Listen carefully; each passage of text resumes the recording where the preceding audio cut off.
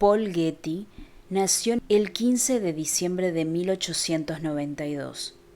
Consiguió su primer millón a los 24 años en 1916 con su primera compañía petrolera en Tulsa. Al año siguiente anunció su retirada a Los Ángeles para convertirse en un playboy, razón por la que su padre le había perdido el respeto.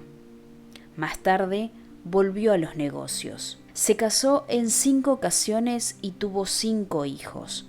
Con su primera mujer nació George Franklin Getty II, quien murió en 1973. Con su tercera mujer tuvo a Ronald Getty.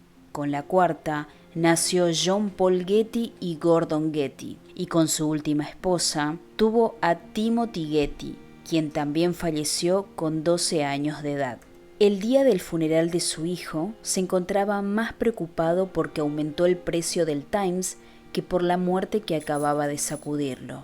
John Paul Getty III nació el 4 de noviembre de 1956 y era el nieto del magnate estadounidense. Pasó la mayor parte de su niñez en Roma, mientras su padre dirigía la división italiana del negocio petrolero de la familia. Paul Getty II y la actriz Abigail Harris se divorciaron en 1964, cuando Paul tenía 8 años. Por esta razón, él permaneció en Italia con su madre. Su padre se volvió a casar con la actriz y modelo Talita Paul en 1966. El matrimonio adoptó un estilo de vida hippie, pasando mucho tiempo en Gran Bretaña y Marruecos. A principios de 1972, Paul fue expulsado de la Escuela Internacional Británica por hacer una pintada ofensiva de 1,80 m de altura en uno de los pasillos de la escuela. Esto fue dirigido al director. En julio de 1971, su madrastra había muerto de una sobredosis de heroína en Roma. Es por esto que su padre se mudó al Reino Unido para huir de los cargos de posesión de drogas que afrontaba en Italia. Paul se quedó allí, donde se sumergió a un estilo de vida bohemio. Vivía de ocupa con el alquiler impago, frecuentaba cabarets, discotecas, clubes nocturnos y participaba en manifestaciones de izquierda. Tenía considerable talento artístico y, según los informes, se ganaba la vida haciendo joyas, vendiendo sus pinturas e historietas, y también aparecía en películas como extra. La madrugada del 10 de julio de 1973, todo cambió. Paul tenía 16 años y fue secuestrado por una organización criminal de Italia mientras cruzaba a pie la Piazza Farnese en Roma. Le vendaron los ojos y fue conducido y encarcelado en una cueva en Calabria. Los secuestradores emitieron una nota de rescate. Reclamaban $17 millones a cambio de entregarlo con vida. Al principio, la policía creyó que podría tratarse de un autosecuestro, debido a que el chico no era precisamente un santo. Ellos creían que lo hacía para sacarle dinero a su abuelo. Los captores fueron claros desde el principio. Amenazaron con cortarle un dedo y mandárselo a su madre como prueba de vida. John le pidió dinero a su padre, pero este no accedió, argumentando que sus otros 13 nietos también podrían convertirse en objetivos de secuestro si él pagaba. A medida que el tiempo pasaba, el trato a Paul por parte de sus captores empeoró. Le quitaron la radio, mataron a su pájaro que había tomado como mascota y empezaron a jugar a la ruleta rusa contra su cabeza. En noviembre de 1973, luego de 3 meses de aquel primer contacto, los secuestradores cumplieron su advertencia de mutilar al menor. Un diario italiano recibió un sobre que contenía un mechón de cabello, una oreja humana y un aviso de los secuestradores amenazando con mutilar más a Paul si no les pagaban $3,2 millones. La carta decía: esta es la primera oreja de Paul. Si dentro de 10 días la familia todavía cree que esto es una broma montada por él, entonces llegará la otra oreja. En otras palabras, llegará en pedacitos.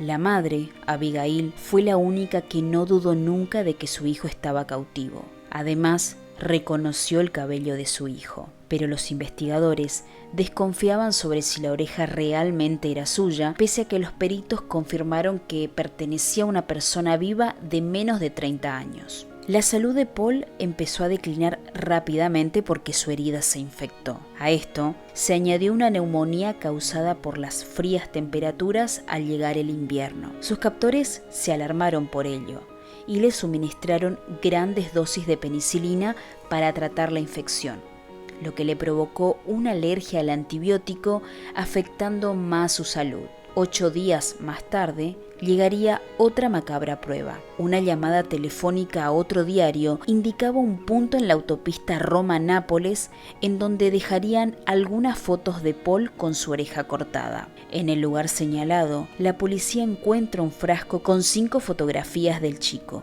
Ya no había dudas sobre la mutilación. El magnate petrolero accedió finalmente a pagar 2,2 millones. Eso era el máximo que sus contadores le aconsejaron que podía deducir de sus impuestos. Para entonces, los captores habían reducido su demanda a 3 millones. La forma en la que se cubrió el saldo restante sacudió a la prensa y a la sociedad italiana. Getty le prestó a su hijo $800.000 con la condición de que se los devolviera con el 4% de interés. Luego de que pagaran el rescate, el 17 de diciembre de 1973, en medio de una gran tormenta, un camionero encontró a Paul Getty III en una estación de servicio abandonada. Él estaba desnutrido, golpeado y mutilado. Había pasado exactamente 5 meses en un atroz cautiverio. A sugerencia de su madre, el joven llamó a su abuelo para darle las gracias por pagar el rescate, pero Getty rechazó ponerse al teléfono. Detuvieron a 9 de los secuestradores. 2 fueron condenados y enviados a prisión.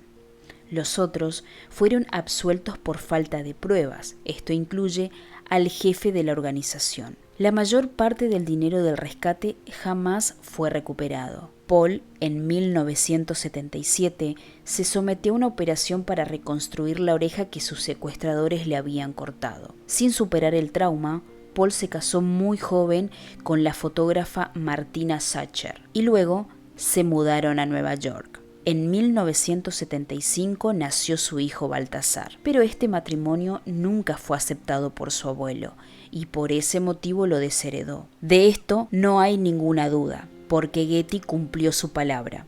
Cuando murió en 1976, le dejó $500 a su hijo John, con quien no tenía una buena relación, y nada a Paul. Él continuó con su vida. Actuó en algunas películas europeas interpretando a secundarios, pero seguía permanentemente afectado por el secuestro. Esto lo llevó a ser adicto al alcohol y a los fármacos en los años siguientes. En 1981 bebió un cóctel de alcohol, Valium y metadona. Esto le provocó un fallo hepático y derrame cerebral. Quedó tetrapléjico, parcialmente ciego e incapaz de hablar. Su madre lo cuidó y demandó a su padre exigiéndole $28.000 al mes para poder cubrir las necesidades médicas. Nunca se recuperó por completo y quedó gravemente discapacitado por el resto de su vida.